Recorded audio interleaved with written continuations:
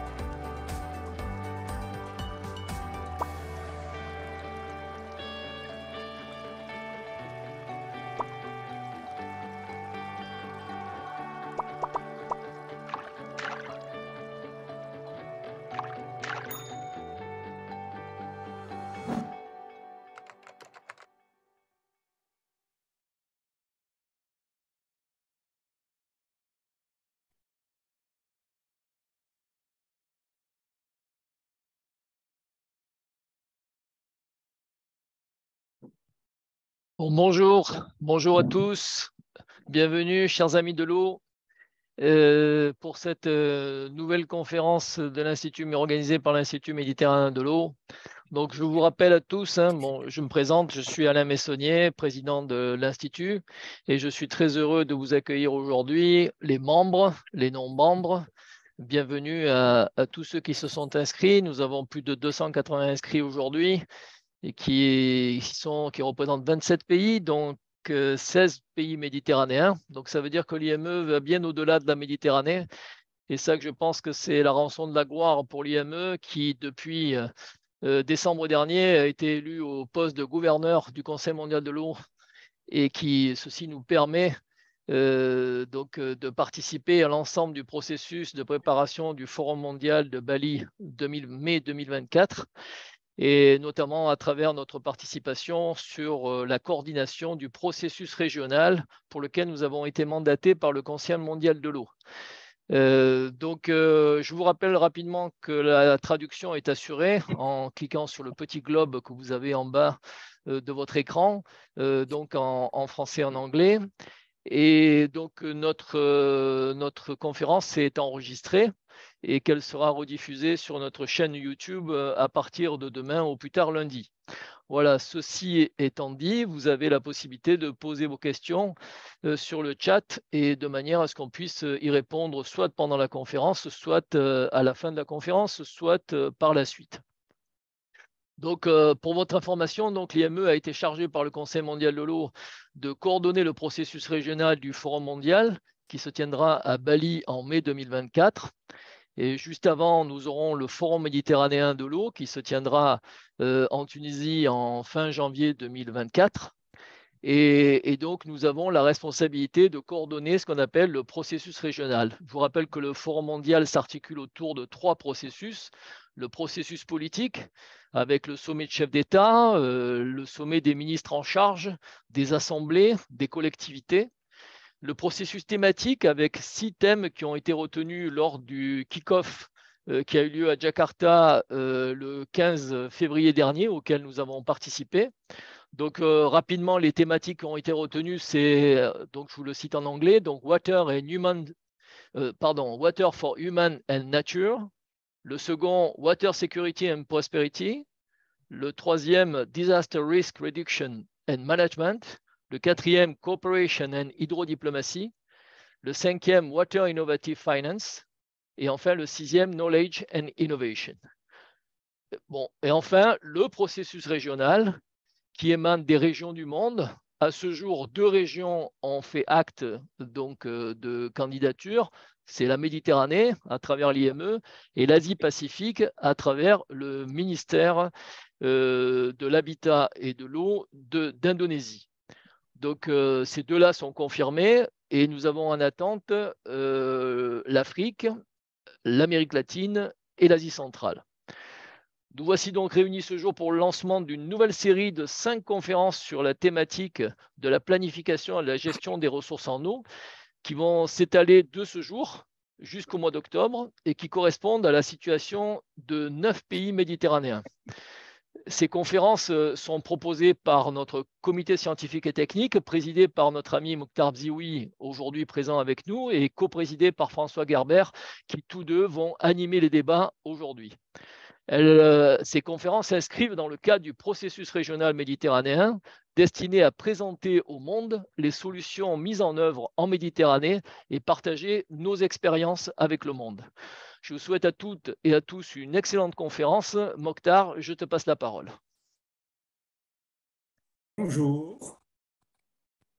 Merci Alain. D'après ce que j'ai compris, tu vas bientôt nous quitter. Notre webinaire aujourd'hui, vous pouvez lire le titre sur le premier slide. Nous l'organisons dans le cadre des activités de l'IME qui sont organisées et guidées par le comité scientifique et technique de l'Institut. Nous avons, deuxième slide s'il vous plaît, nous avons 9 groupes de travail, bien entendu, qui travaillent dans 9 thématiques différentes.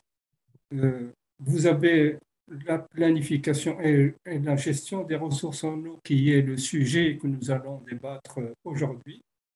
La gouvernance, la réutilisation des eaux usées, le dessalement, la mobilisation des ressources en eau, les changements climatiques, les financements, la qualité de l'eau et l'observatoire des ressources en eau non conventionnelles. Alors, cette dernière activité est une activité phare de l'Institut méditerranéen de l'eau. Comme l'a précisé tout à l'heure notre président, le Conseil mondial de l'eau a mandaté l'Institut méditerranéen de l'eau pour examiner la faisabilité d'un observatoire des ressources en eau non conventionnelles. Donc, dans une première étape, c'est une étude de faisabilité qui a été faite pour la région Méditerranée et Sahel avant de pouvoir décider ou non de la généralisation au niveau mondial.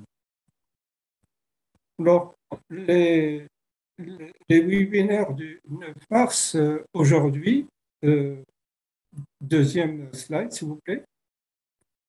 Alors, le webinaire d'aujourd'hui va traiter de la stratégie de planification des ressources en eau. Dans une première étape, nous devons nous pencher sur la stratégie. Nous devons chercher un équilibre entre l'offre et la demande de l'eau, bien entendu dans le futur, et qui est basé sur les observations du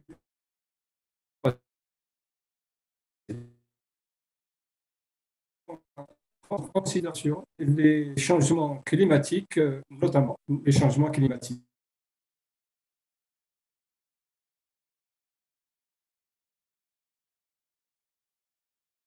Est-ce que les ressources en eau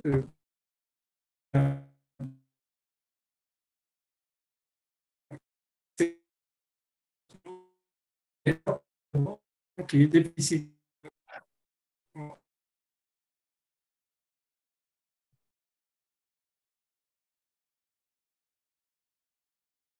entre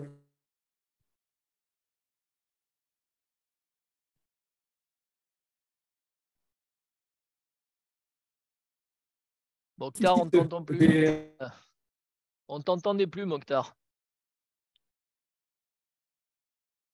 Peut-être qu'on peut, parce qu'il y a une mauvaise connexion. Donc, je te propose, c'est que François prenne le relais directement. Parce qu'il y a une mauvaise connexion et il vaut mieux te déconnecter, te reconnecter. François, tu peux peut-être prendre le relais. Oui, donc je vais prendre le relais. Bonjour à tous. Merci Aïda de placer ma présentation sur l'écran. Donc je vais vous présenter tout à l'heure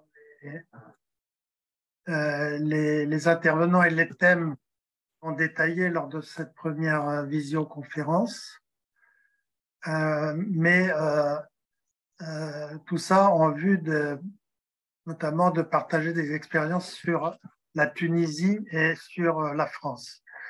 Mais pour l'instant, donc, je vais vous dire quelques mots sur la série de webinaires de visioconférence qui commence aujourd'hui et que notre groupe de travail donc, a intitulé « En route vers la gestion et la planification durable des ressources en eau ».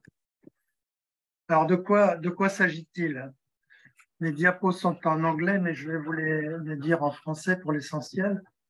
Donc, nous sommes partis du constat que dans tous les pays du monde, et en particulier autour de la Méditerranée, il existe un grand nombre de documents qui concernent la planification du développement durable. Ça comprend bien entendu l'eau, mais ça va au-delà, ça comprend aussi l'énergie, la production d'énergie, l'alimentation, le changement climatique et ce qu'on appelle le développement durable, équilibré entre activité économique, environnement et activité sociale. Il existe énormément de documents donc, stratégiques, il existe aussi énormément de plans d'action, mais qui sont en général effectués par secteur, c'est-à-dire avec un ensemble d'acteurs d'une même origine concernant les investissements à faire et la gestion des infrastructures. Et il existe encore aussi, en plus, beaucoup de bases de données, d'indicateurs, des évaluations. Alors, quel est le problème? Le problème, c'est que tous ces documents sont conçus, chacun avec un objectif spécifique, par un groupe bien précis de parties prenantes, qui suivent leur propre calendrier et qui aboutissent donc à des documents avec des titres très variés. Ça peut être un plan de bassin sur la qualité ou la quantité d'eau, ça peut être un plan d'adaptation au changement climatique, etc. En termes d'énergie, c'est ce qu'on appelle les contributions déterminées au niveau national, ou bien les objectifs de développement durable. Donc la question que s'est posée le Conseil scientifique et le groupe de travail, c'est est-ce que tous ces documents sont bien cohérents et est-ce que déjà on peut y accéder aussi, puisque en Europe, on trouve beaucoup de choses sur Internet, mais dans d'autres pays, ce sont des documents papier, sans parler aussi des questions de traduction. Donc, dans la diapo suivante, j'explique donc que pour apporter des éléments de réponse qui soient innovants, puisque le processus régional qui aboutit au forum méditerranéen plus mondial, c'est d'apporter des solutions innovantes. Donc, on s'est bien gardé de refaire ce qui est déjà dans ce domaine. Alors, je ne vais pas tous citer, mais il existe déjà des réseaux, notamment nos amis de l'Office international de l'eau, qui animent plusieurs réseaux d'organismes de bassin, RIOB ou MENBO en anglais. Bien sûr, notre institut, mais aussi l'Observatoire méditerranéen de l'énergie, l'Union pour la Méditerranée, etc. Et puis, beaucoup de projets récemment se sont concentrés sur ce qu'on appelle le nexus pour alimentation énergie. Donc, comment arriver à satisfaire l'ensemble de ces besoins sans que l'un ne nuise trop aux autres. Je vous signale aussi, à titre d'exemple, un document récent qui s'appelle Tunisie au 2050, qui fait une prospective sur le pays. Il y a toutes les bases de données de nos amis du CEMID ou bien de l'Agence européenne de l'environnement. Donc, tout ça, on ne va pas le refaire, mais on va chercher, en vue de ce forum méditerranéen, à relever, identifier et mettre en lumière, diffuser les pratiques qui sont bonnes pratiques et qui sont innovantes. Donc, dans la diapo suivante, je vous mets ici le contenu de la série de webinaires qui, pour l'instant, n'est pas complètement définitive, mais que c'est quand même bien avancé. Grâce à notre groupe de travail, on a déjà planifié les dates. Vous voyez qu'à peu près un mois et demi, on aura un séminaire, un webinaire de ce type avec d'autres pays qui vont intervenir. Et on espère, à l'occasion d'octobre 2023, à Valence, où on va lancer il y aura la séance de lancement du Forum méditerranéen de l'eau. On espère donc faire une dernière conférence et avoir accumulé énormément de matière pour proposer ces innovations au forum. Mais ce travail ne va pas reposer uniquement sur les visioconférences, puisque nous avons l'intention aussi bien sûr, de faire un travail bibliographique, de rassembler toute la documentation possible ou les avancements d'autres projets, d'autres événements. Et nous avons l'intention aussi de faire intervenir des étudiants en support de nos travaux. Donc, pour l'instant, on est en train de définir des projets de stage ou de travaux d'étudiants qui pourront contribuer et aboutir à l'élaboration d'un guide méthodologique.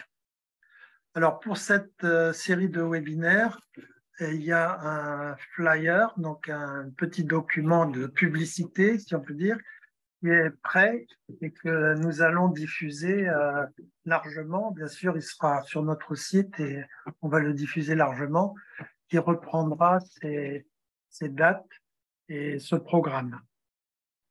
Voilà, alors dans la diapo suivante, qu'est-ce que l'on attend de ces cycles de visioconférence, de ces travaux d'étudiants? Eh bien, on attend surtout en fait des résultats concrets. Voilà, c'est ce que j'ai voulu dire. Des échanges d'expériences, des réussites ou bien des choses qui vont mal mais qu'on a identifiées comme améliorées. Tout ce qui est positif en termes de coordination entre le niveau local et le niveau régional, puisque ça arrive d'avoir des stratégies nationales qui sont parfaites sur le papier, et puis quand on va sur le terrain, on s'aperçoit que c'est pas tout à fait dans le même sens que vont les acteurs locaux. Donc cette cohérence territoriale est très importante. Et le troisième point, c'est la cohérence entre les secteurs. Nous menons actuellement à l'IME un grand travail sur les ressources en eau non conventionnelles, c'est-à-dire dessalement, réutilisation d'eau usée, qui sont très consommatrices d'énergie. Et on s'aperçoit que les projets voulus par le secteur de l'eau n'ont peut-être pas l'alimentation en énergie qu'il faudrait. Et vice-versa, certains projets de production d'énergie n'ont pas la certitude que les plans du secteur de l'eau vont pouvoir les alimenter. Donc, diapo suivante, pour ne pas être trop long, je vous ai présenté donc, notre série de webinaires et je vous présente maintenant l'essentiel de notre sujet d'aujourd'hui, donc un premier échange d'expérience sur le savoir-faire en Tunisie et dans le bassin du Rhône. Donc pour cela, et je les remercie par avance, nous aurons 3 intervenants. Donc Aïssa Laimi, qui est coordinateur pour la Tunisie du mécanisme de coordination sur le système aquifère partagé entre l'Algérie, la Libye et la Tunisie. Donc, il nous parlera surtout des eaux souterraines et des actions planifiées en Tunisie. Ensuite, nous aurons Rémi Touron, qui est responsable des relations internationales à l'Agence de l'eau Rhône-Méditerranée et Corse. Donc, il nous parlera des activités et des plans, des prévisions qui sont effectuées sur tout le bassin versant du Rhône en France. Et puis, un troisième intervenant, donc Julien Français, qui est directeur général de la Compagnie nationale du Rhône. Donc, il nous expliquera quel est le rôle de cette compagnie qui gère des infrastructures hydrauliques très importantes avec plusieurs objectifs, navigation, irrigation et production d'énergie. Et puis, en particulier, donc, le lien avec l'ensemble de la politique énergétique en France. Alors, j'ai demandé aux intervenants d'être assez brefs, mais ils ont tellement de choses à dire qu'on va essayer de tenir le timing. Et de manière à vous laisser la place pour des questions-réponses. Alors, pour les questions-réponses, en fait, il faut pratiquer par le chat. C'est-à-dire, si vous avez, ça peut être une question ou ça peut être une contribution de votre part. Il y a des participants qui travaillent en plein dans ces sujets, qui connaissent des expériences concrètes aussi, même aussi des Tunisiens et d'autres Français, par exemple. Donc, vous pouvez tout à fait indiquer de façon succincte dans le chat la référence à un document ou à tel ou tel point qui vous paraît important. On n'aura pas le temps de tout lire le chat pendant la séance. J'essaierai d'extraire quelques questions ou propositions intéressantes. Mais dans tous les cas, je dois me faire l'interprète des questions que vous posez, parce qu'on ne peut pas donner la parole à tout le monde. Il y a trop de participants. Donc, n'hésitez pas à poser des questions via le chat et on essaiera soit d'y répondre pendant la séance, soit même après la séance, puisque notre idée, comme c'est une série de webinaires, c'est d'élaborer un compte-rendu à la fin de chacun de ces réunions pour non seulement rappeler les principaux apports de la conférence, mais également répondre justement aux questions que nous n'avons pas eu le temps de traiter, peut-être indiquer aussi des références, des liens vers des documents pour tous ceux qui voudront approfondir les choses par la suite. Donc voilà, sans attendre, je vais donner la parole donc pour commencer à Aïssa Laïmi. Je vous passe la parole. Vous avez normalement 20 minutes.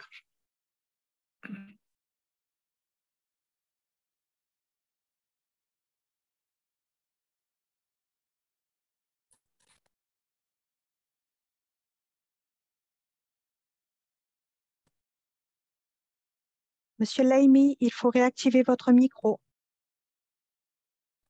Ah, d'accord.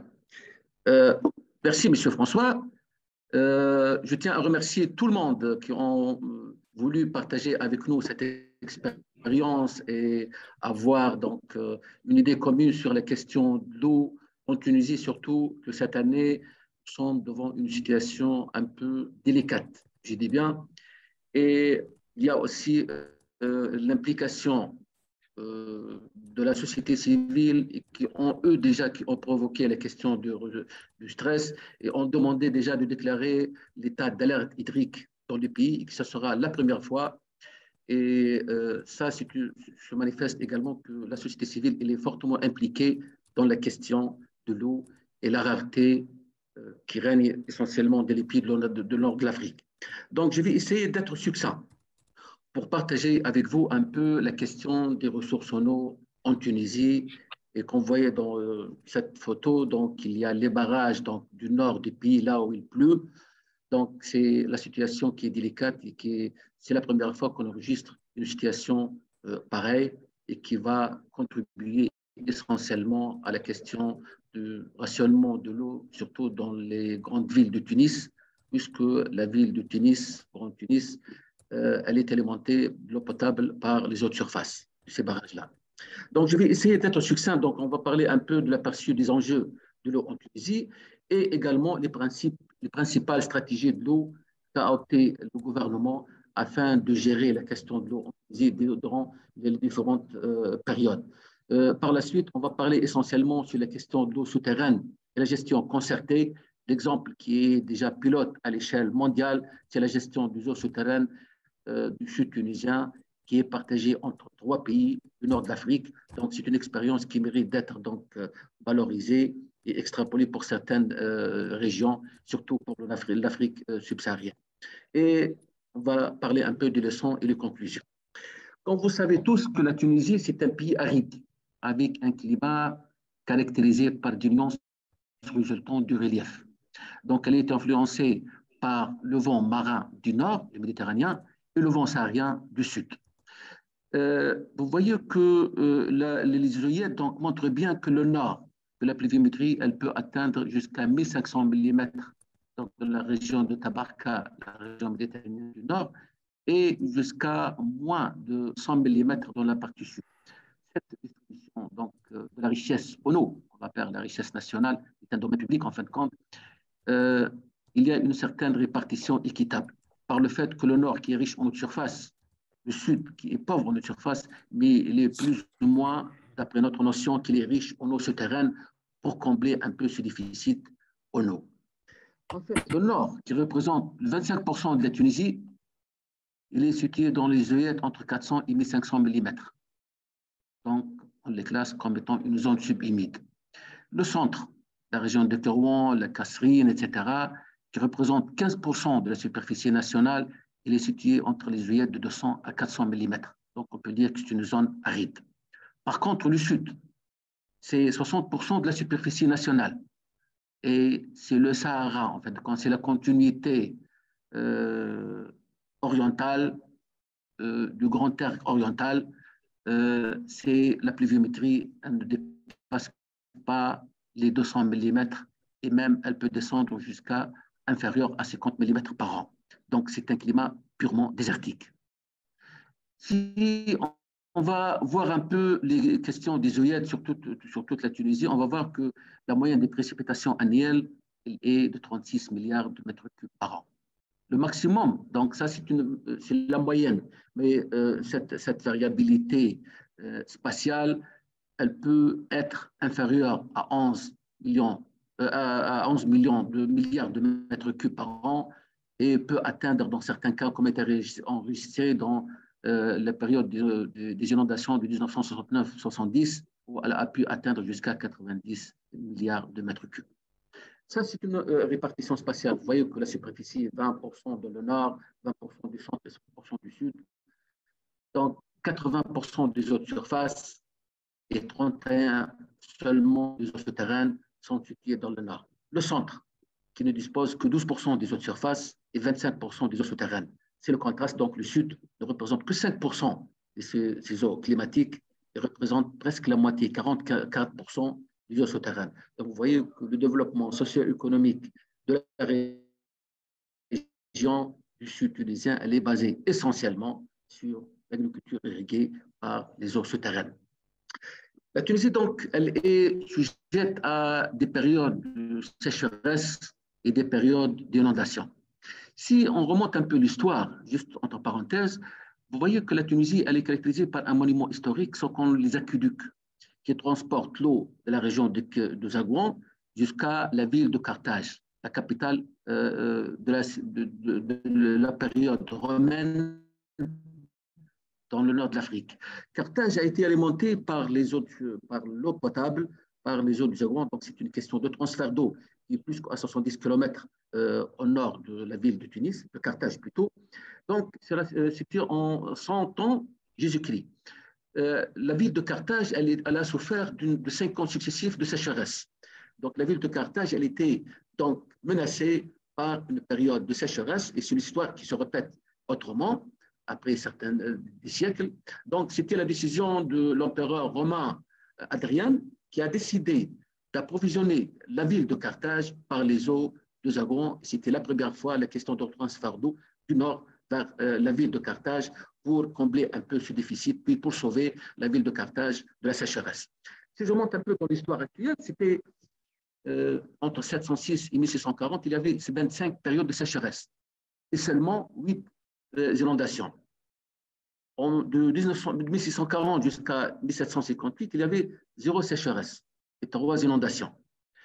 Et ça nous donne l'idée également, entre 1758 jusqu'à 1900, 4 périodes de sécheresse et 2 inondations.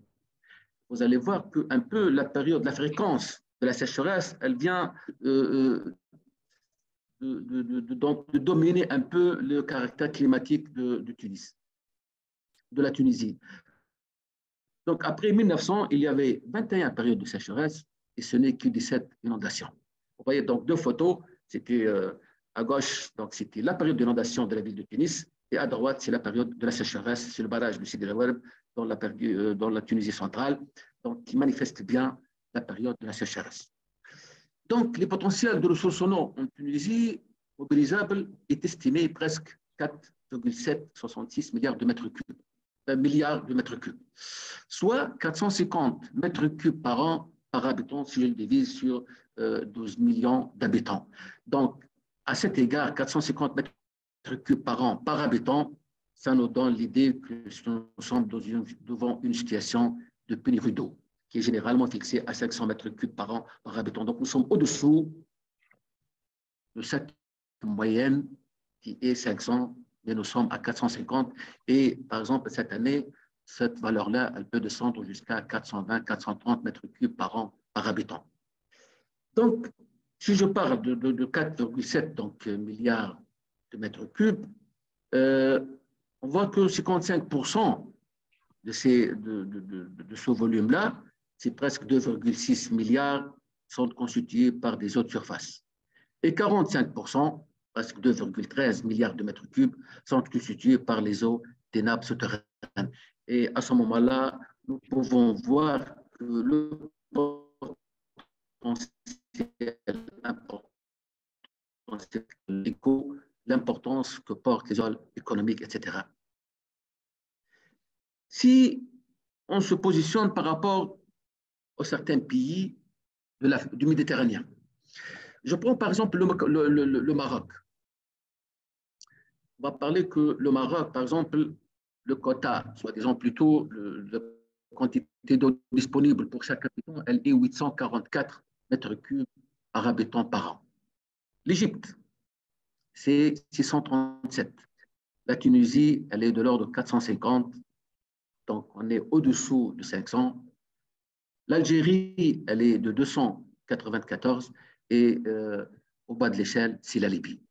Donc, cela signifie que à 112, la Libye, déjà, elle souffre de la pénurie d'eau depuis longtemps, mais quand vous voyez l'histoire, donc, elle a pu surmonter ce problème par le transfert d'eau du sud vers le nord afin d'éviter un peu l'intrusion marine des nappes situées dans le nord et également sédentariser la population dans le nord, dans la zone côtière, puisque c'est le pilier de développement économique et la ville de Tripoli. Donc la Tunisie en situation de pénurie extrême d'eau. Donc ça nous donne l'idée que nous sommes devant une situation plus ou moins critique. Si je vois cette répartition de l'eau et l'exploitation, on voit que l'agriculture, elle consomme plus que 80%. Donc, le développement agricole, elle est basée essentiellement à l'agriculture irriguée. Et bien sûr, l'agriculture pluviale, qui, dans la consommation, c'est 2 milliards de mètres cubes par an. Si je vois, par exemple, l'eau potable, il n'est que 14% de la consommation globale. L'industrie, elle n'est que 5%. Et on parle généralement d'activité touristique, elle n'est que de 35 millions de mètres cubes, qui ne représentent que 1% de la consommation globale de l'eau. D'après les statistiques et d'après les études géologiques, hydrogéologiques et hydrologiques, on a constaté également que 12% des eaux de surface de la Tunisie proviennent de nos frères algériens. La fameuse rivière de la Medjerda, donc il prend d'origine des régions algériennes.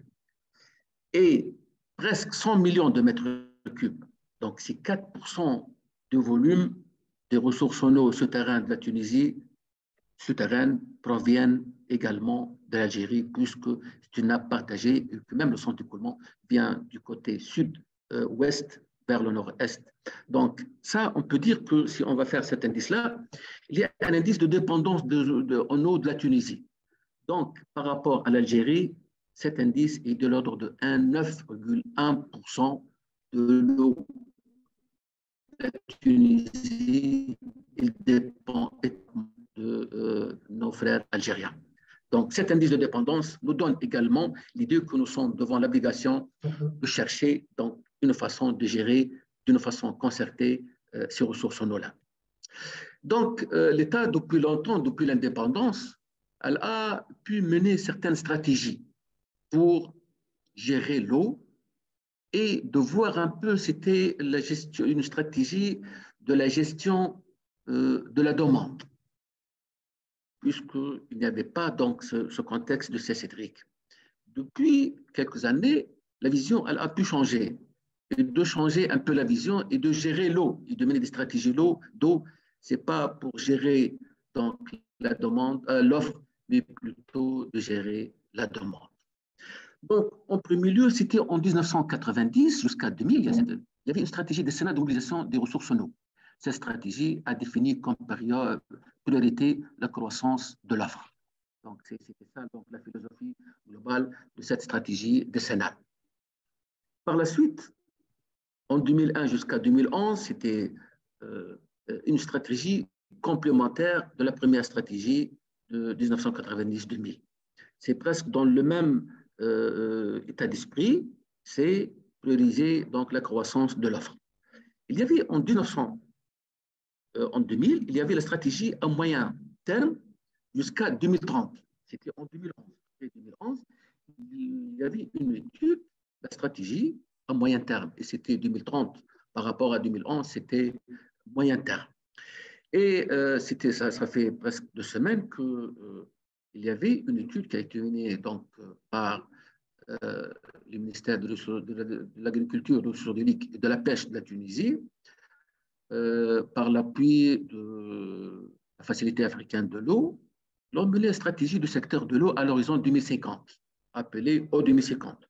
C'est une stratégie à long terme qui est basée essentiellement à la philosophie de pensée globale et agir local. Et cette stratégie-là, 2050, elle sera par la suite donc, transformée, plutôt déclinée en plan d'action à l'échelle locale. Donc, dans un contexte qui est plus ou moins difficile, les changements climatiques, et devant des contraintes telles que la croissance démographique, l'intervention étatique, donc l'État qui accable donc la gestion des ressources en eau, et c'est elle qui est chargée de mobiliser et de gérer les ressources en eau en tant que le maître, le chef d'orchestre plutôt de cette gestion des ressources en eau, et dans un contexte également la mondialisation économique. Il y avait donc la modernisation technologique de pompage telle que le photovoltaïque. On va parler par la suite des énergies renouvelables. La Tunisie qui est douée donc d'une certaine richesse naturelle sont des énergies renouvelables telles que l'énergie photovoltaïque et l'énergie éolienne. Donc, cela a facilité un peu l'accès aux eaux souterraines qui était plus ou moins difficile à cause du coût, etc. Il y a l'initiative privée. Donc, c'est elle qui a encouragé l'apport de la modernisation technologique de pompage, juste pour s'orienter vers une certaine agriculture intensive afin de valoriser le maximum possible donc, les ressources en eau et la création de certains nouveaux espaces irrigués afin d'assurer la sécurité alimentaire. Et tout cela. Il reste 5 minutes. Hein. D'accord. Donc, je viens de parler que le pays, elle est doué de ressources, donc les énergies renouvelables, telles que le gisement solaire et le gisement éolien. En Tunisie, par exemple, je donne une idée, la production annuelle d'un système photovoltaïque de 1 kW varie selon les régions. Vous voyez, dans le sud tunisien, elle peut atteindre jusqu'à 1800 kWh. Dans le centre, elle peut atteindre jusqu'à 1450 kWh. Donc, c'est un potentiel solaire annuel qui peut être jusqu'à 280 gigawatts. Également, les gisements éoliens, donc c'est un potentiel à ne pas négliger, essentiellement dans le nord, donc dans le nord-ouest, qui est plus ou moins riche de cette ressource-là. Donc, avec une approche qui se base entre l'environnement, l'économie et la coopération, donc puisqu'on a dit que cet indice de la dépendance des ressources de la Tunisie par rapport aux pays voisins, et devant un contexte de durabilité pour contredire la dégradation et l'intégration afin d'empocher toute la fragmentation, pour éviter le conflit par une vision de coopération, cet équilibre de compromis il va donc aboutir à une politique et des institutions. Par exemple, le Code des eaux qui date depuis 1975 en Tunisie, déjà il y a un nouveau projet de Code des eaux qui sera donc prochainement promulgué afin d'actualiser les conditions puisqu'il y a eu un changement de paradigme des ressources en eau. Donc, il y a 3 défis pour les ressources en eau souterraines, par exemple la Tunisie, c'est d'éviter les pertes d'eau d'irrigation, puisque les systèmes d'irrigation que vous voyez dans la photo en haut à gauche, c'était en ségia, ciel ouvert, donc etc. La salinité de l'eau et du sol. Donc, puisque l'eau est plus ou moins riche en sel, donc il va favoriser également l'hydromorphie, la salinisation des sols et l'impact de la dégradation de l'agriculture. Et cela, donc, ça va aboutir directement à une dégradation. Donc, il y a 3 défis pour l'agriculture de ce genre-là. Donc, pour conclure, il y avait une idée, donc, ce système, puisque la dépendance de la ressources de la Tunisie, que ce soit souterraine, que ce soit en surface, il y avait un projet du système. C'était la première étude qui a mené donc à avoir une idée sur ces ressources en eau. Et cette étude a été menée entre les 2 pays, la Tunisie et l'Algérie, donc sans implication de la Libye. Par la suite, ce n'est qu'en 2000 que la Libye elle a été impliquée dans ce processus-là et d'avoir une vision globale du système aquifère qui presque couvre 1 million de kilomètres carrés. Dans la Tunisie, ne bénéficie que 8% seulement de la superficie et presque 75% se trouve dans la partie algérienne. Donc, l'étude a été basée sur trois piliers. Donc, il y a une étude hydrogéologique avec une base de données informatiques. Il y avait la modélisation de cet aquifère pour un peu prévoir la situation du surface dans les années futures.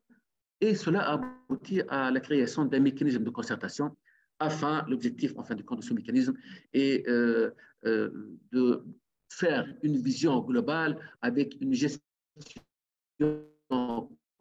concertée entre les secteurs fragiles qui sont plus ou moins non renouvelables. Donc, il y avait une dimension politique. Le résultat, c'est la volonté politique, c'est elle qui a donc abouti à ça, avec une déclaration des ministres, propriété complète, processus dirigé par les pays, donc c'était leur initiative, et mise en place d'une coopération transfrontalière. Comment? C'est l'engagement politique, cadre de gestion structurelle, modélisation, etc. Pourquoi? C'est pour coopérer d'une façon équitable et amicale des ressources en eau transfrontalières. Comment? C'est plaidoyer pour une direction commune, confiance et confiance. Cela aboutit, donc ça c'est juste le schéma de ce mécanisme qui gère ces ressources-là. Juste en 2022, pour vous dire qu'il y a le partage de la compétence, partage d'idées. Il y avait dans le cadre d'un projet qui a été mené par l'OSS et l'Observatoire du Sahara et du Sahel avec la coopération technique allemande, c'est le projet CREM, c'était en 2022, il y avait la création d'un réseau des experts eau.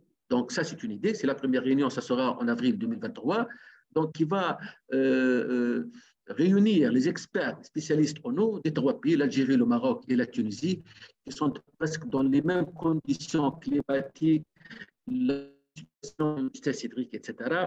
Et ça sera donc un point de départ pour collaborer davantage entre les experts eau et de rives du Méditerranée.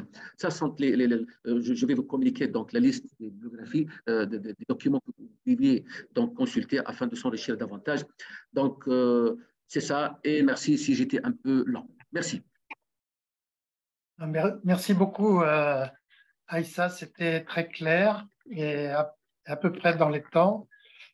Donc, ça nous donne un panorama quand même très intéressant sur la situation de la Tunisie. Donc, comme tu l'as dit, un pays qui est déjà bien en plein Sahara pour sa partie sud. Hein. Donc, on imagine les difficultés lorsque le changement climatique s'intensifie. Ce que je vous propose, c'est de passer donc la parole maintenant au cas du Rhône. Le cas du Rhône, donc, qui est censé avoir énormément d'eau, mais on va se rendre compte que ça n'est pas si simple que ça. Et donc, je vais passer la parole à Rémi Touron. Et je note au fur et à mesure les questions que vous posez pour qu'on puisse en parler à la fin des exposés. Donc, Rémi, tu as la parole. Merci François. Bonjour à tous. J'espère que vous m'entendez bien. Donc, je vais vous parler du Rhône, du fleuve Rhône, de l'Agence de l'eau. C'est Ida qui est aux manettes sur le transfert de diapos. Donc, on va mettre cette coopération à votre service pour vous présenter le système. Alors, d'abord, vous parlez du Rhône, donc un fleuve méditerranéen, s'il en est, qui prend sa source en Suisse et qui, entre Genève et la Camargue, assume l'essentiel de son trajet à travers le territoire français.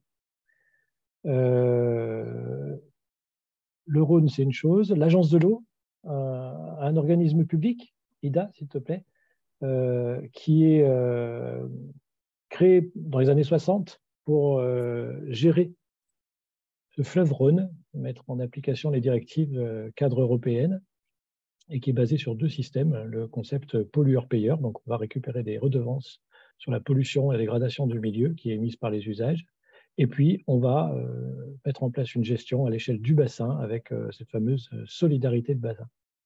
On va aller très très vite sur ces éléments de présentation. Ida, je te laisse tourner la page. Pour voilà, quelques éléments sur le bassin versant du Rhône, et puis en fait tous les côtiers français qui aboutissent en Méditerranée, pour quand même vous rappeler que c'est un quart du territoire national, que c'est une bonne partie de notre économie se passe là, que ce soit en termes de production, mais aussi en termes de tourisme, entre la montagne et la côte méditerranéenne. On accueille une partie de l'Europe pendant les vacances, et donc c'est un territoire qui est plutôt emblématique et bien connu pour le sol national. Ida ? Alors, l'organisation qu'on a mis en place, c'est une organisation qui est basée sur une gestion décentralisée, en fait, avec la création d'un comité de bassin, un parlement de l'eau. On va voir comment il est composé. Un conseil d'administration issu de ce comité de bassin qui va prendre des décisions. Et puis l'agence de l'eau, qui est cet établissement public qui finalement gère le budget et qui aide au fonctionnement du comité de bassin. Donc le comité de bassin, en fait, on en a deux.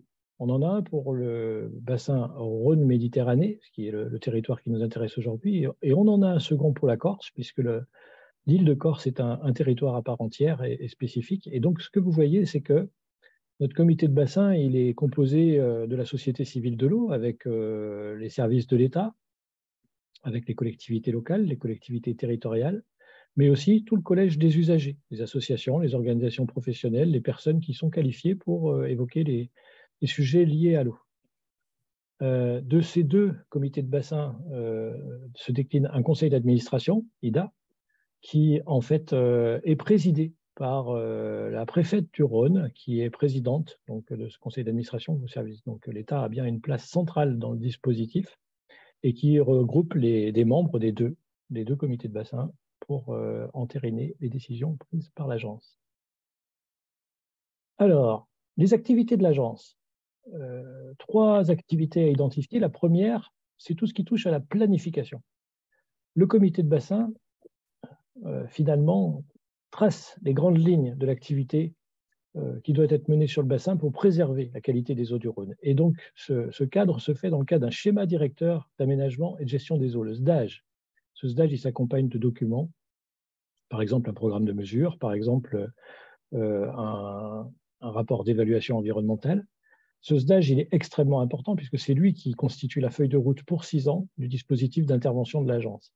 En fait, ce qu'il faut retenir, et c'est ça qui est essentiel, c'est que ce document qui a été validé au sein du comité de bassin dans l'espace de concertation où les usagers de l'eau ont pu partager leur vision et leur conflit d'usage de l'eau, ce SDAGE, c'est un document qu'on qualifie d'opposable. C'est-à-dire qu'aujourd'hui, sur le territoire du bassin, quand on prend une décision dans le plan local d'urbanisme, dans le schéma de cohérence et d'organisation territoriale, on doit être conforme aux objectifs du SDAGE. Donc c'est vraiment un document guide à usage des collectivités locales qui va permettre de coordonner les actions au bénéfice des milieux naturels. Donc ça, c'est la planification. On a une autre activité de l'agence qui est la redevance, IDA. On va prélever de l'argent sur le principe pollueur-payeur et on va reverser des aides sur le principe d'atteindre les objectifs. Donc le budget annuel, il est de l'ordre de 500 millions d'euros par an et on va le décliner, alors IDA, en redevance d'une part, en prélevant l'argent via les factures d'eau des abonnés au service de l'eau. Vous voyez la partie bleue de ce cercle de représentation hein, qui est la plus importante. Et puis, IDA, sur les aides, on va intervenir dans différents systèmes et prioritairement dans tout ce qui touche à la gestion durable de l'eau, l'eau potable et l'assainissement, la gestion de la pollution domestique. Voilà. Slide suivante. Alors, pour revenir sur le Rhône, qui est quand même le sujet principal de nos échanges, ce que je voudrais qu'on retienne, c'est que finalement, quand on regarde le bassin versant et l'action menée par l'agence de l'eau, ce dont on va se rendre compte, c'est qu'il n'y a pas de structure de gestion à l'échelle du bassin versant du fleuve Rhône. C'est vraiment un fleuve qui est transfrontalier. C'est parfois pas simple. On a une concertation sur le bassin du Léman, mais on n'a pas de concertation actuellement sur la gestion quantitative des eaux du Rhône. C'est une difficulté qu'on rencontre avec la Suisse. Hein. C'est un problème qui est en cours. On a un plan Rhône, mais le plan Rhône, c'est un contrat. Ce n'est pas du tout une unité de gestion. En fait, on agglomère les actions menées autour du fleuve. Et puis, ce qu'on constate aussi, c'est que le Rhône, finalement, il ne fait qu'hériter de toutes les actions qui sont menées autour de lui sur les affluents, parce que là, on a des structures de gestion qui sont implantées pour chacun des grands affluents du Rhône, l'Isère, la Drôme, enfin voilà, tous les cours d'eau qui contribuent à l'apport général dans le Rhône.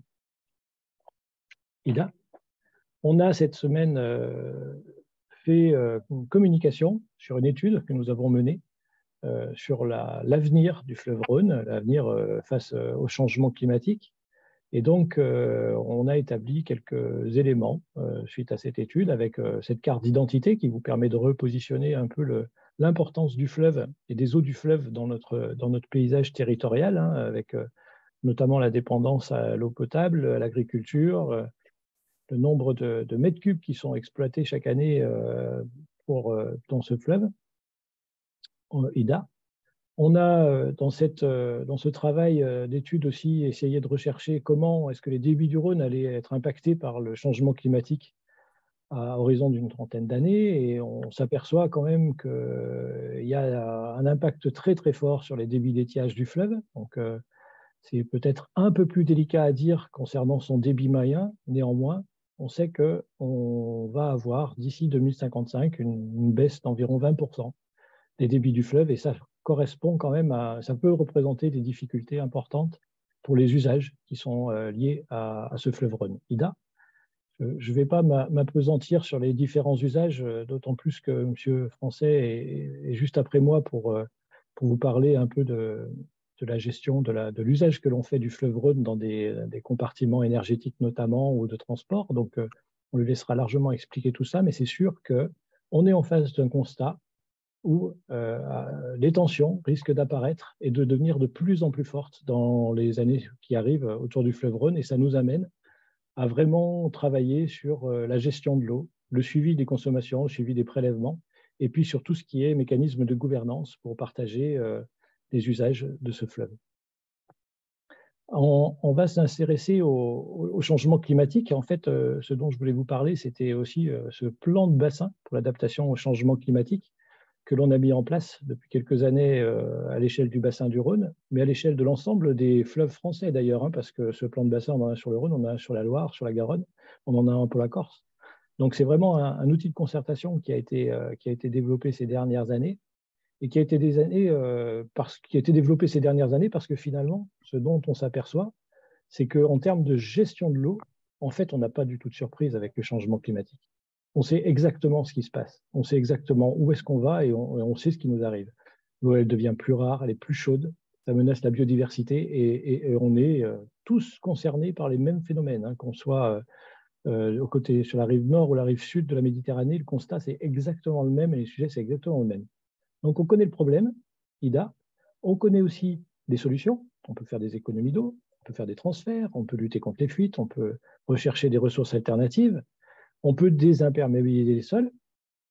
Et donc, on a construit, nous, un plan de bassin qui nous permet de graduer notre réponse en fonction des besoins du territoire. Et c'est ça qui était intéressant dans notre travail. On a établi des cartes de vulnérabilité qui nous permettent de gagner en visibilité sur les besoins des sous-secteurs du bassin. Et en fait, on avait établi 29 sous-bassins pour identifier ces problématiques. Et puis là, on est en train de descendre à des niveaux qui sont beaucoup plus précis, puisque maintenant, on va parler d'espaces homogènes de réponse, donc des zones territoriales où les problèmes sont les mêmes, les réponses sont les mêmes, l'impact du changement climatique est le même, et où il faut qu'on coordonne une action qui soit adaptée à ce besoin-là. Alors, les cartes de vulnérabilité, Ida, voilà, on vous en posait quelques-unes. Donc, vous retrouvez le bassin français du Rhône, vous retrouvez les sous-ensembles, les fameux territoires que j'évoquais tout à l'heure. Et pour chacun de ces territoires, on va croiser ce qui relève de l'exposition avec la sensibilité du terrain. Et en fait, on va établir cette carte de vulnérabilité avec cette gradation. Vous voyez sur le côté gauche, là, le degré de vulnérabilité qui va être établi. Et donc là, on a une carte qui nous parle de la disponibilité en eau. Mais si Ida appuie successivement sur 2-3 boutons, on va voir pour le bilan hydrique des sols, c'est pareil. Pour la biodiversité, c'est pareil. Pour les niveaux tropiques des eaux, c'est pareil. Donc, ça va être vraiment une base, une ressource qui va nous permettre de savoir où est-ce qu'il faut aller, sur quel point il faut appuyer, quelles actions il faut mener pour pouvoir avoir une gestion efficace. Ida ? En fait, notre objectif, c'est de ne pas se disséminer dans des actions mal coordonnées, d'éviter les fausses bonnes idées. Ça aussi, c'est un sujet qui est important en termes de réponse face au changement climatique. Et donc, on a établi, sur la base des 60 mesures concrètes qui avaient révélé ces cartes de vulnérabilité. Alors, ces cartes de vulnérabilité, elles sont partagées par des scientifiques, mais elles sont aussi le fruit d'une concertation territoriale. Donc, c'est aussi le savoir des habitants du terrain, c'est l'identification, l'écoute de la connaissance des usagers qui nous a permis de les établir. Et dans ces 60 mesures, on va tirer une stratégie avec 3 axes majeurs qui sont le premier, lutter contre les fuites. Lutter contre les fuites, alors ça paraît relativement basique, hein, mais aujourd'hui, si on veut atteindre plus de 80% de rendement sur un réseau d'eau potable, ben, en fait, il faut changer sa méthode de travail, il faut ne pas attendre à ce que les trous arrivent pour pouvoir les boucher, hein, il faut passer en mode de gestion de ces ouvrages et il faut avoir une action coordonnée d'ampleur qui soit menée. Donc c'est vraiment un changement de paradigme pour nos collectivités. On va ne plus les financer que lorsque les 85% de rendement seront atteints. D'ailleurs, c'est quelque chose qui nous semble important. On pourrait presque loger dans ce cadre-là aussi l'émergence des ressources de substitution. On a évoqué tout à l'heure la réutilisation des eaux usées traitées. Peut-être qu'un jour, on parlera aussi de dessalement sur le bassin du Rhône. On verra quand on en sera là. On va avoir aussi dans nos axes de stratégie la réalimentation en eau des sols.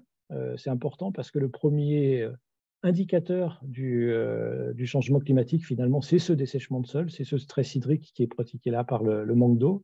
Et donc, du coup, on va intervenir en ville en favorisant des actions de désimperméabilisation, les parkings, les cours d'école. On va intervenir à la campagne en favorisant la revégétalisation, la plantation de haies, des systèmes qui permettent de faciliter la réalimentation en eau. Et puis, on va aussi dépenser de l'énergie pour nos écosystèmes, pour nos rivières, pour les rendre plus naturelles, plus résilientes. On sait que plus elles sont, moins elles sont artificialisées, plus elles ont la capacité de réagir et d'encaisser le changement climatique. Ida, en fait, ce plan d'adaptation au changement climatique, on est en train de le renouveler.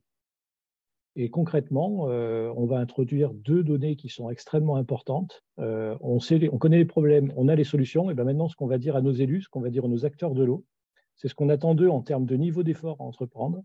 Et c'est leur donner aussi des échéances pour respecter ce cadre d'intervention. Ce n'est pas facile, mais finalement, on va pouvoir s'appuyer dans ce travail-là sur l'expérience qu'on a eue de l'été 2022. Je pense qu'on partage tous le constat de la sécheresse qu'on a vécue. Et donc aujourd'hui, ce qui est intéressant pour nous, c'est que finalement, cette sécheresse de 2022, c'est devenu une expérience collective. C'est plus l'idée de spécialistes de l'eau, c'est quelque chose que les gens ont vu, les habitants, les usagers se sont rendus compte. Les collectivités, les maires se sont rendus compte de ça. Donc c'est une force parce qu'en fait, on va pouvoir ensemble rechercher des solutions. On va pouvoir rechercher des solutions parce que 2022 aussi, ça a poussé nos systèmes d'alimentation en eau un peu dans leur capacité maximum. C'est-à-dire qu'on sait pratiquement aujourd'hui où sont les risques, où sont les faiblesses, sur quels endroits il faut appuyer pour arriver à franchir ces étapes qui nous attendent, d'été plus chaud, d'été plus sec, et de ce changement climatique qui nous arrive et de manière irrémédiable. Et voilà, la question, elle est vraiment plus de savoir s'il est là ou s'il n'est pas là, mais de savoir comment on fait et comment on réagit et ce qu'on met en place pour contrer le dispositif et pour faciliter notre adaptation. Voilà, je vous remercie pour votre attention. J'espère que le cadre timing était à peu près bon et aussi de peut-être ne pas avoir parlé trop vite pour respecter un peu l'écoute de tout le monde et notamment pour la traduction. Merci à vous. Merci beaucoup, Rémi, pour ton exposé qui était très clair et qui montre une situation en termes d'organisation, de priorité qui est très différente de celle de la Tunisie, mais on retrouve quand même beaucoup de points communs. Donc, merci pour ton exposé et pour le soutien de l'Agence de l'eau à notre institut qui est constant et qui nous est bien utile. Alors, je note au passage vos questions, ne vous inquiétez pas, on y reviendra, mais je pense qu'il est le moment maintenant de terminer la partie présentation avec la présentation donc, par Julien Francet, le directeur général de la Compagnie nationale du Rhône, de sa compagnie et de son activité. Voilà, vous avez la parole. Très bien, bonjour à tous. Est-ce que vous voyez la présentation sur vos écrans, c'est bon? Très bien, oui. Oui, okay. C'est bien. Ok, parfait. Voilà, donc je vais vous dire quelques mots effectivement sur on va dire, la gestion multi-usage des ouvrages du Rhône, et puis faire ensuite une petite focale sur la contribution du Rhône au mix énergétique français. Voilà, donc tout d'abord peut-être rappeler, mais c'est une évidence, mais c'est important de le dire, hein, le fleuve Rhône, c'est un bien commun et c'est bien la propriété inaliénable de l'État. Voilà. Pour autant, sa gestion, au sens de sa gestion technique, la construction et l'entretien des ouvrages qui y sont positionnés, tout ça a été confié à une entreprise. Voilà, mais ça reste bien la propriété de l'État. Cet acte de confier, on va dire, l'aménagement technique et l'exploitation et la maintenance de fleuves à l'entreprise Compagnie nationale du Rhône, donc CNR, est issu d'une loi particulière, une loi qui a maintenant un petit peu plus d'un siècle, qui est la loi Rhône de 1921, qui était une loi d'aménagement du territoire, qui était à la base portée par des élus locaux, des élus locaux du territoire, qui étaient notamment soucieux des enjeux d'irrigation et soucieux aussi des enjeux de navigation. La navigation sur le fleuve Rhône était extrêmement complexe, historiquement, parce que c'est un fleuve puissant et quand même assez périlleux. Et puis, l'irrigation était un enjeu aussi, parce qu'on avait finalement pas mal de terres de part et d'autre du Rhône, mais des terres qui étaient mal desservies par les ressources en eau. Ça, c'était l'intérêt des élus locaux, et cet intérêt, il a convergé avec des intérêts d'élus au niveau national en France, puisqu'à l'époque, il y avait vraiment un enjeu de déploiement de l'électrification du pays. Et finalement, à la fois les élus locaux et les élus au plan national se sont dit, ben voilà, il y a peut-être un projet d'aménagement de ce fleuve où on peut faire converger différents intérêts, à la fois un intérêt national de consolidation du réseau électrique français et puis un intérêt plus local autour de l'irrigation et de la voie navigable. Donc c'est ce qui a donné lieu à la loi Rhône et à la désignation d'une entreprise spécifique, la Compagnie nationale du Rhône, pour procéder à la construction des aménagements et à leur gestion. Dans son modèle, la Compagnie nationale du Rhône, elle a accueilli à son capital, dès le début, c'est-à-dire dès la première moitié du XXe siècle, elle a accueilli plus de 180 collectivités locales, donc des départements et toutes les villes et toutes les collectivités locales qui étaient le long du fleuve, mais pas que. Donc, elle les a accueillis à son capital. Donc, au début, ces collectivités locales représentaient 50% du capital de l'entreprise. Voilà, aujourd'hui, ça représente encore 17% du capital de l'entreprise, 33% étant détenus par la Caisse des dépôts et consignations, qui est un investisseur public financier, et puis le reste étant aux mains d'Engie, un acteur privé du secteur énergétique.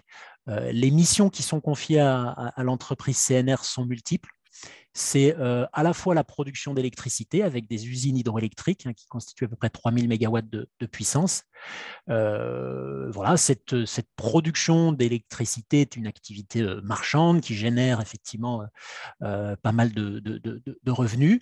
Et cette production d'électricité, elle est solidaire en termes de missions avec d'autres missions qui, elles, génèrent plutôt des coûts que des revenus. Mais le principe, justement, c'est la solidarité entre ces missions et se dire que là où le fleuve est en capacité de générer des revenus et des bénéfices, eh bien, autant directement utiliser ces bénéfices et ces revenus pour servir d'autres missions et d'autres usages voilà, qui sont plus complexes et effectivement moins rentables. Et donc, les autres missions qui nous sont confiées, c'est autour de la navigation, avec 14 écluses grand gabarit qu'on pilote entre la mer Méditerranée et Lyon, 330 km de chenal navigable et près de 800 hectares de zones portuaires, donc zones industrielles, sur lesquelles sont installées des centaines d'entreprises. Voilà. Et le fleuve Rhône, c'est effectivement plusieurs millions de tonnes de marchandises par an qui y circulent. Voilà, donc ça c'est le deuxième usage. Et le troisième usage qui est, on va dire, historiquement dans notre contrat de concession, c'est l'usage agricole. Voilà, il faut avoir en tête que sur le fleuve Rhône, il y a à peu près 150 prises d'eau qui permettent d'irriguer plus de 120 000 hectares de terres agricoles. Et puis plus récemment, on va dire depuis une vingtaine d'années, à travers notamment certains schémas directeurs qui nous ont été confiés, on a d'autres usages du fleuve qui ont pris petit à petit un peu de l'importance dans notre gestion technique de ce fleuve, notamment les enjeux de biodiversité, avec tous les enjeux autour de la circulation piscicole, le fait de permettre aux espèces migratoires de poissons de pouvoir franchir tous ces aménagements et de circuler le long du Rhône comme ça pouvait être le cas avant l'aménagement de ce fleuve. Dans ces enjeux de biodiversité aussi, on a des missions autour de la préservation d'un certain nombre de zones humides ou la restauration de ce qu'on appelle les marges alluviales ou certains bras secondaires du fleuve. Voilà. Et puis on a aussi, on essaie aussi de remplir un certain nombre d'enjeux autour du développement des territoires, développement économique, voilà, notamment de recréer du lien entre les villes, les citoyens et le fleuve, d'en avoir aussi un développement touristique, par exemple, voilà, qui font partie aussi de nos enjeux. L'aménagement du fleuve, voilà, cet aménagement historique du fleuve, il s'est fait essentiellement entre 1936 et 1986. Voilà, pour ce qui est, on va dire, des grands travaux et des grands, voilà, de nos grands aménagements. Et puis, effectivement, on a un enjeu fort. Alors, je ne vais pas revenir sur ce qui a été dit par notre interlocuteur de l'Agence de l'eau, mais il y a un enjeu fort autour du changement climatique et de la raréfaction de la ressource en eau. Historiquement, jusqu'à il y a encore quelques dizaines d'années, voilà, le Rhône était considéré comme ayant quelque part une ressource infinie en eau, donc c'était pas un souci.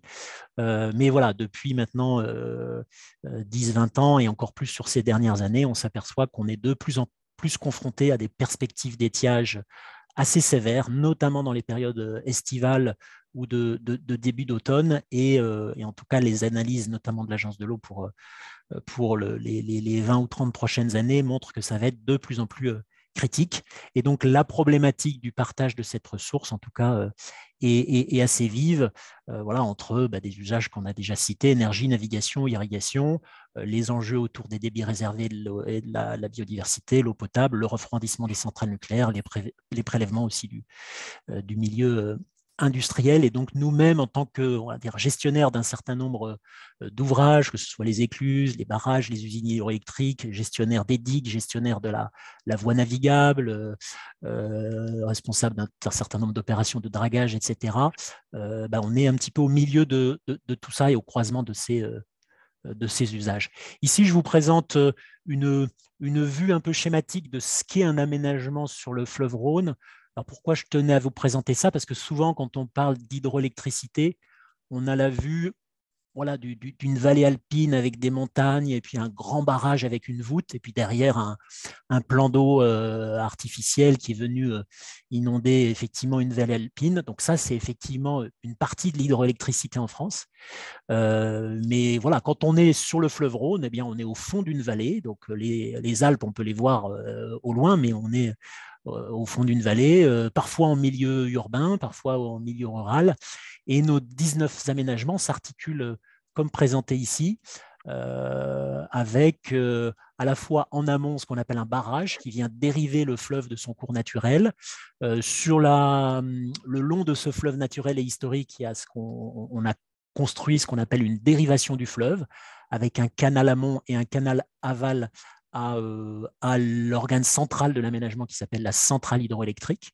Voilà. Et puis au droit de la centrale hydroélectrique, à chaque fois, on a construit une écluse grand gabarit pour la continuité de la navigation. Et puis autour de ça, effectivement, on a nos stations de pompage pour l'irrigation agricole, les sites industriels et portuaires, des ports de plaisance, etc. Et donc, vous avez finalement, le long du fleuve Rhône, vous avez deux fleuves qui coexistent la plupart du temps. Vous avez le fleuve historique, voilà, qui est sur ce schéma est figuré à gauche, voilà, qui lui accueille notamment tous les enjeux environnementaux. Et puis le fleuve canalisé qui va accueillir les usages, on va dire, plus industriels de production d'électricité et de navigation. Et puis un point fondamental aussi à avoir en tête quand on aménage le fleuve Rhône, comme nous l'avons fait, et quand on gère ces aménagements, en période d'inondation, le principe de ces ouvrages et le principe de nos digues c'est un principe finalement d'effacement ou de transparence, c'est-à-dire qu'en période de crue, l'eau doit repasser là où elle est toujours passée avant que le fleuve soit aménagé. Et donc, généralement, quand on est en période de crue, vous avez le fleuve historique qui vient accueillir cette crue, et puis l'eau qui, par l'aval de nos usines, l'eau qui ensuite va remonter à la fois en rive gauche et en rive droite. Voilà, là où elle est finalement toujours allée, elle va remonter de part et d'autre de nos digues. Donc, notre aménagement ne sont pas des aménagements qui protègent des crues. Les crues, elles vont toujours repasser aux mêmes endroits, que c'était le cas il y a 1 siècle, 2 siècles ou 5 siècles. Voilà, c'est une sorte de principe de transparence. Voilà, maintenant, si je focus un petit peu sur la composante plus électrique, le fleuve Rhône, strictement en tant que tel, c'est effectivement 19 usines hydroélectriques, un peu plus de 3000 MW de puissance et une production d'électricité annuelle de l'ordre de 14 TWh. Bien sûr, ça varie suivant la pluviométrie, etc. Ça peut être des fois 10 ou 11 ou des fois 16 ou 17 TWh, mais en moyenne 14 TWh. Retenez que ce fleuve Rhône, à lui seul, c'est 25% de la production hydroélectrique de toute la France. Voilà, donc c'est assez important, finalement, un quart, donc on a un fleuve extrêmement puissant. Et si on ramène à toute la production électrique de toute la France, c'est 3%. Bon, vous avez bien en tête que la France, il y a notamment un parc nucléaire qui est extrêmement important et qui constitue un socle entre 65, 70%, voire 75% du mix électrique. Voilà. Mais la contribution du Rhône est importante. Alors, c'est 3% aujourd'hui. Il faut savoir qu'en 1948, quand on a mis en service l'ouvrage de Génissia, qui est l'ouvrage qui est le plus en amont sur le fleuve Rhône, là, qui n'est pas loin de la frontière suisse, cet ouvrage à lui seul constituait 25% de toute la production électrique française.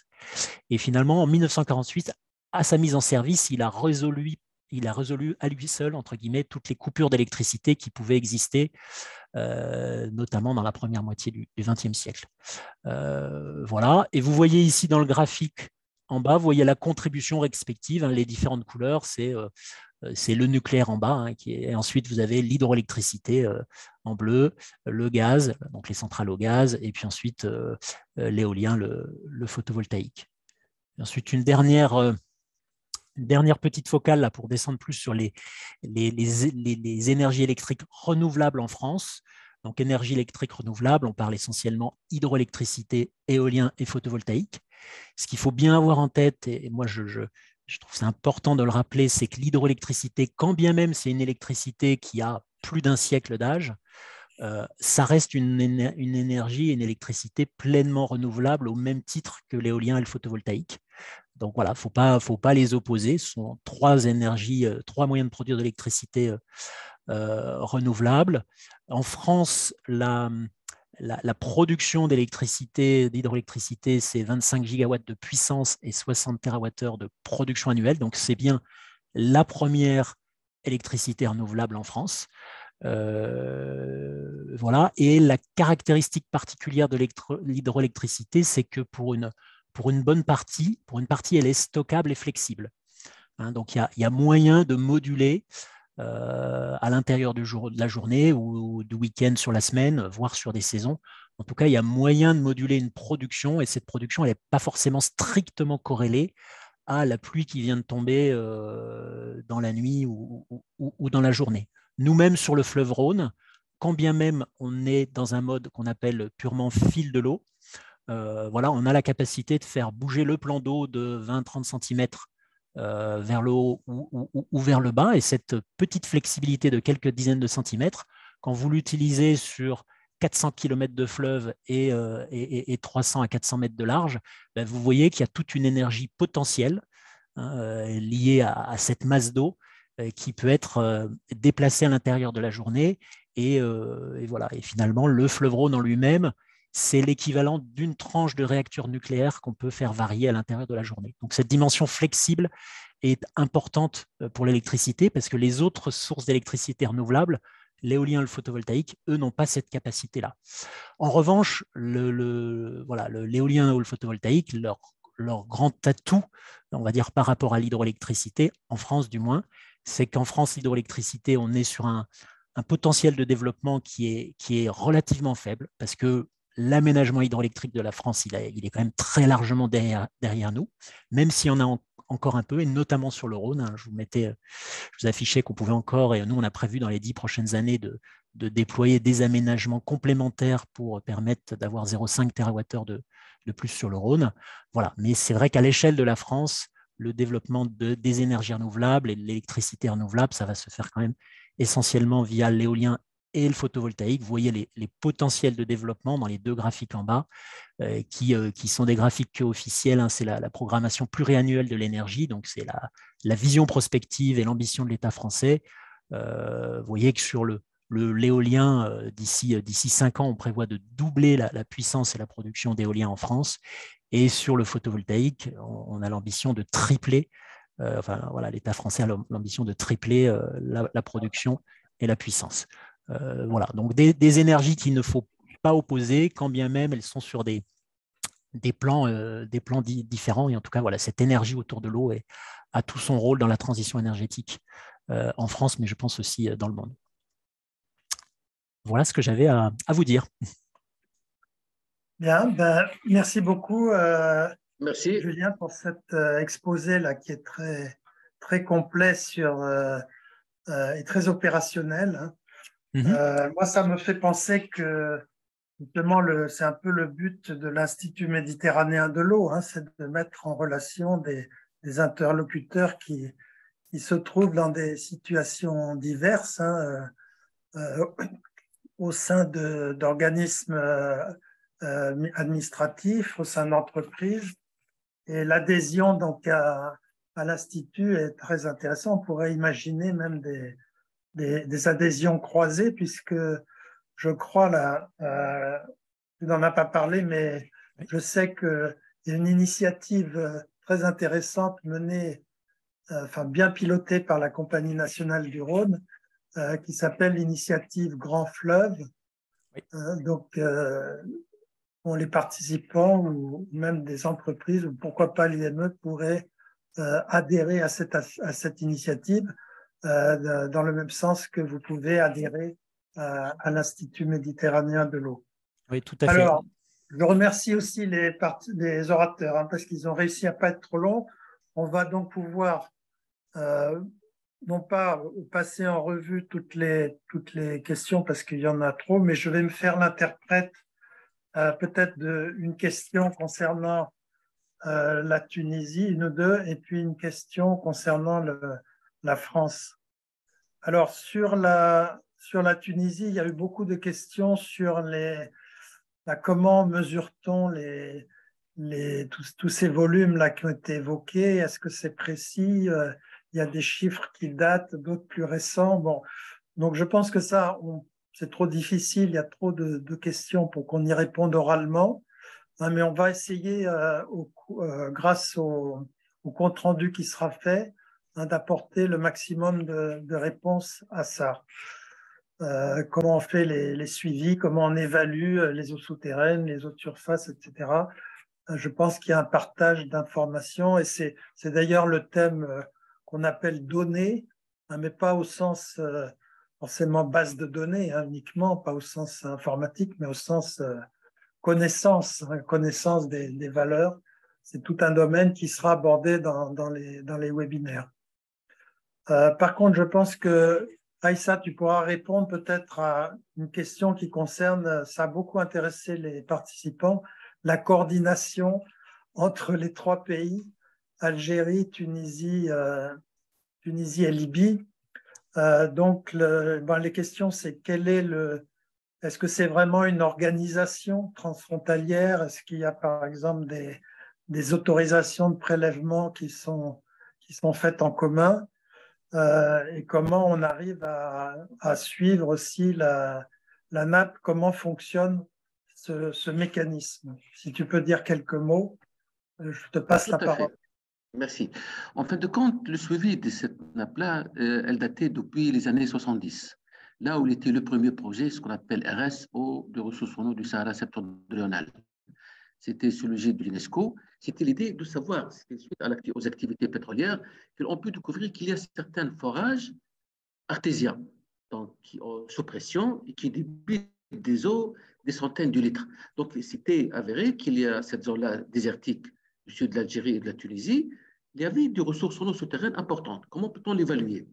Donc, il y avait un projet RS 1970. Ils ont pu constater que c'est une nappe gigantesque et qu'il dispose de certaines réserves plus ou moins importantes. Donc, elle était donc partiellement élaborée par les Tunisiens et les Algériens, et ce n'est qu'en 2000 que les Libyens l'ont pu intégrer pour partager leurs informations et faire une idée globale, synoptique, sur l'hydrogéologie de cette nappe-là. Et c'est pour cela qu'ils ont pu estimer les réserves. Ces réserves sont de l'ordre de 60 000 milliards de mètres cubes. Il y a deux nappes sous-jacentes. Ces réserves-là sont estimées à travers des modèles mathématiques, des données, des simulations, l'historique, etc. Sachant que ces eaux-là, donc, il y avait partage d'informations. Maintenant, certaines questions qui se posent, c'était la première question, comment peut-on suivre l'évolution de l'exploitation de cette gigantesque nappe de 1 million de kilomètres carrés? En fin de compte, il y a la méthode indirecte, c'est la télédétection. Généralement, c'est plus que 80% ces eaux-là sont utilisées pour l'agriculture. Donc, il y a que ce soit la mission spatiale GRACE, Global Recovery and Climate Experiment, qui cherche donc à évaluer le total water storage. Donc, ça nous donne un peu une idée sur les réserves et les suivis. Également, la détection pour suivre les zones irriguées. Et il y avait une plateforme élaborée dans le cadre du projet GMS avec l'OSS. C'est comment peut-on suivre MISBAR. Il y a une plateforme qui est disponible et gratuite, MISBAR, avec les données de Sentinel-2, les images satellites qui sont gratuites à haute résolution, pour suivre un peu l'évolution de l'espace irrigué qui consomme plus que 80% de ressources en eau souterraine, essentiellement.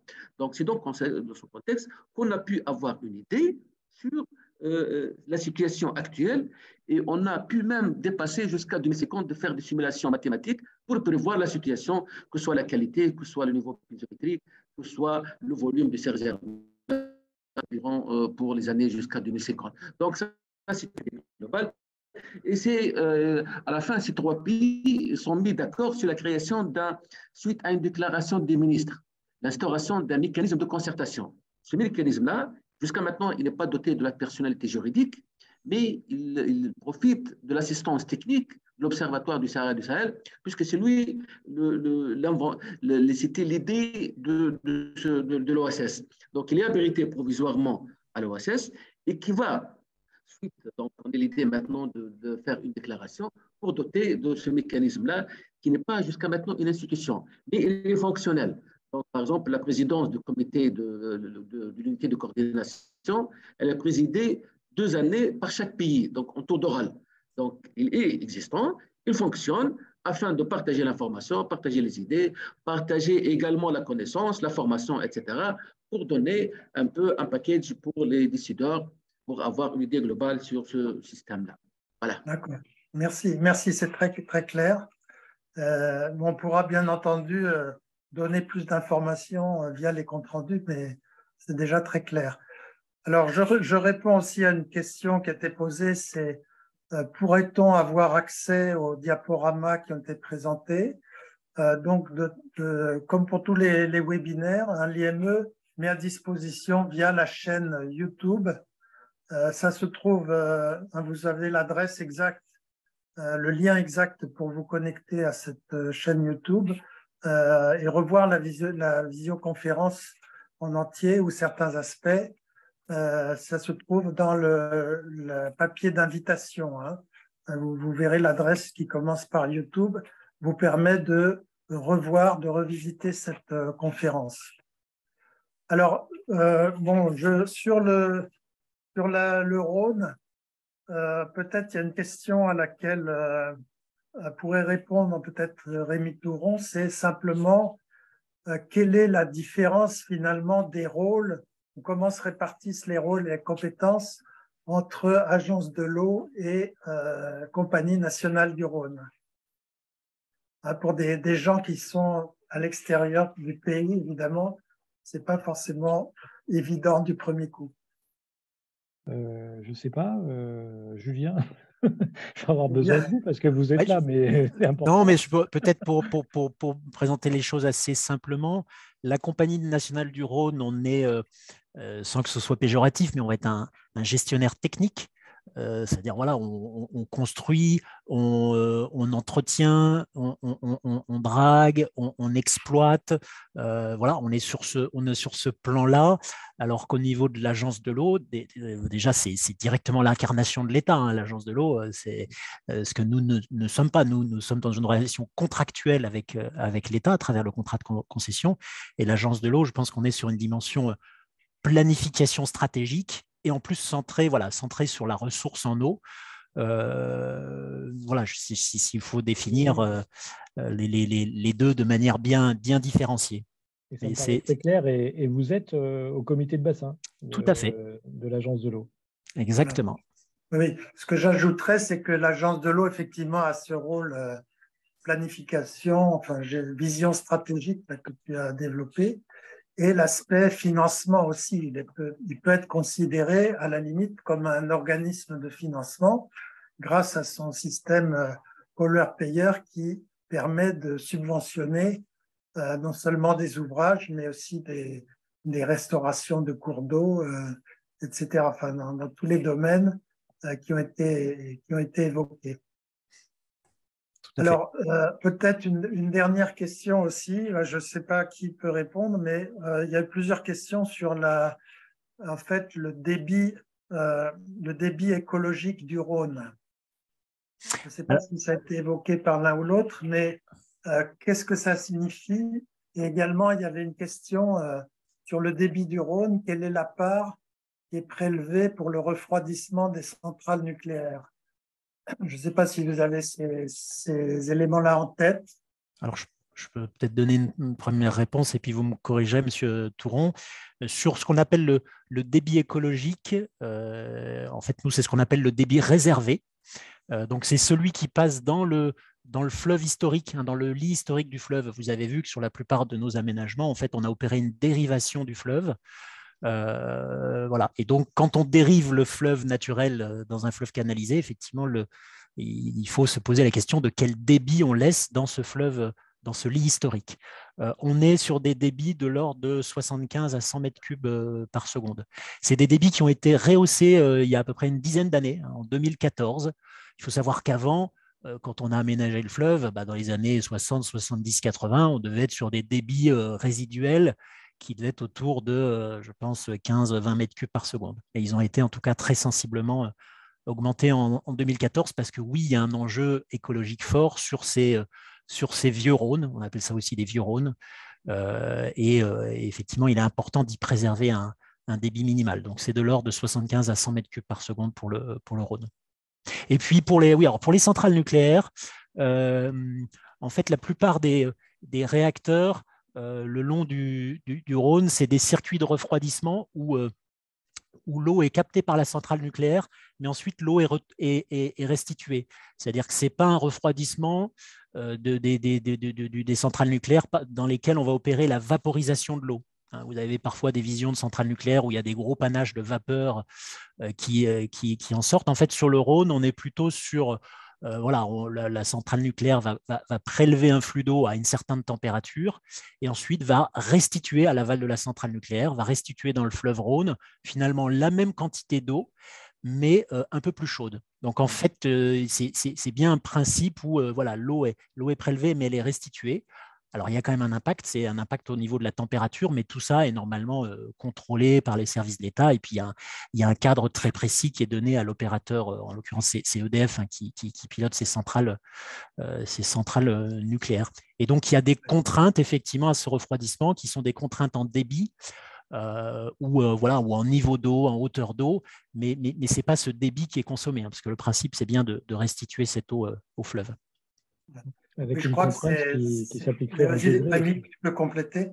Oui, allez-y. Oui, moi c'est parfait, hein, je veux dire c'est clair, c'est ce que vous dites est tout à fait exact. Peut-être de rappeler effectivement que dans ce contexte centrale nucléaire, l'indice des degrés de température qui modifie le régime de la rivière est important parce que c'est aussi ça qui est lié au maintien de la biodiversité. Et effectivement, quand les débits d'étiage sont faibles, on a plus de chances de pouvoir réchauffer le milieu et donc de poser des perturbations. Donc ça, c'est ça qui nous intrigue le plus finalement, quoi. Oui. Ce que je voulais rajouter simplement, c'était peut-être faire le lien avec le petit film que l'IME nous a projeté en introduction de séance, qui est en fait une animation de l'Agence de l'eau liée au plan de gestion de la ressource en eau, PGRE. Et en fait, on retrouve dans ce film-là l'essence du débit réservé, l'essence du débit écologique, parce que du volume écologique nécessaire, parce qu'en fait, effectivement, quand sur un milieu naturel, on combine tous les usages, les prélèvements eau potable, les prélèvements agricoles, les prélèvements industriels, les prélèvements y compris pour refroidissement, on s'aperçoit qu'il y a un moment où il faut qu'on respecte le débit environnemental nécessaire au maintien de la biodiversité sur la rivière. Et donc, l'idée, c'est bien d'avoir une structure qui puisse représenter cette biodiversité et qui puisse participer aux discussions pour que le partage de l'eau et les efforts qui sont faits par chacun permettent de garantir, de maintenir ce volume d'eau minimum pour le milieu, au service du milieu. Donc voilà, l'outil PGRE est un outil intéressant pour faciliter la concertation. Alors c'est à une échelle plus réduite que celle du comité de bassin, mais on est sur le même concept, hein. On est sur un espace de concertation où on va pouvoir discuter l'usage de l'eau et gérer les conflits d'usage de l'eau pour arriver à l'objectif commun d'avoir un milieu équilibré et fonctionnel et que tout le monde puisse bénéficier longtemps des services que la rivière lui apporte.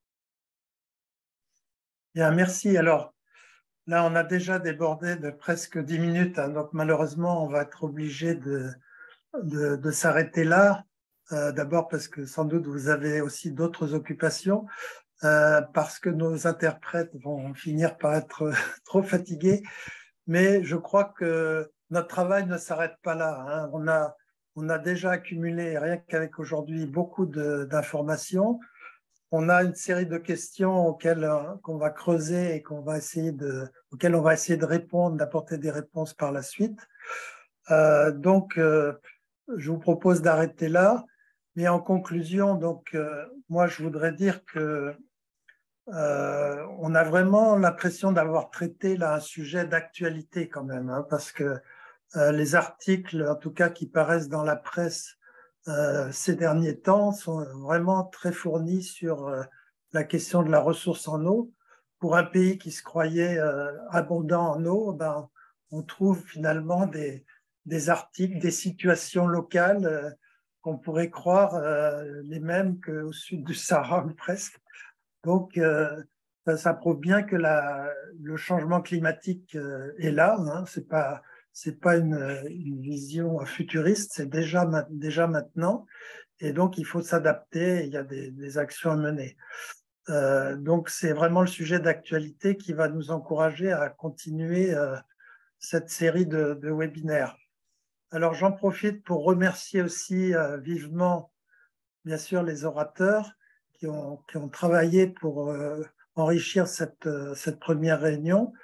Le groupe de travail là, que je pilote, mais je sais qu'ils sont à l'écoute aussi et qui contribuent à nous aider, donc avec notamment Ramiro Martinez, hein, qui est aussi le secrétaire général du réseau des organismes de bassin de Méditerranée. Latifa, voilà, dit bonjour. Latifa aussi qui a préparé avec Aïssa l'exposé sur la Tunisie et qui est les chercheurs sur le domaine des oasis en Tunisie. Et puis Abdeslam Ziad qui, lui, travaille sur les ressources en eau du Maroc. On est une petite équipe et si d'autres membres de l'IME veulent nous rejoindre dans ce travail, bien entendu, c'est ouvert. Et on vous donne rendez-vous, en tout cas pour le prochain webinaire, là, donc, qui est prévu le 27 avril, où justement on aura une présentation des expériences à la fois du Maroc et puis de Malte. Où Malte, c'est un petit pays, mais ce qui est très intéressant, c'est que, enfin, pour eux, ils ont beaucoup de problèmes de quantité d'eau, peu de ressources en eau. Et ce qui est intéressant, c'est qu'ils gèrent complètement en même temps l'eau et l'énergie. Donc là aussi, ça ça peut donner des expériences intéressantes. Voilà, merci beaucoup à tous. Comme on s'y est engagé, hein, il y aura un compte-rendu de cette réunion et des informations mises sur le site pour capitaliser, hein, qu'on n'oublie pas tout ce qui a été dit, tout ce qui a été apporté, et qu'au contraire, on en tire le maximum en vue de notre forum méditerranéen de l'eau de janvier 2024. Merci à tous et bonne journée. Merci, bonne fin de journée. Au revoir.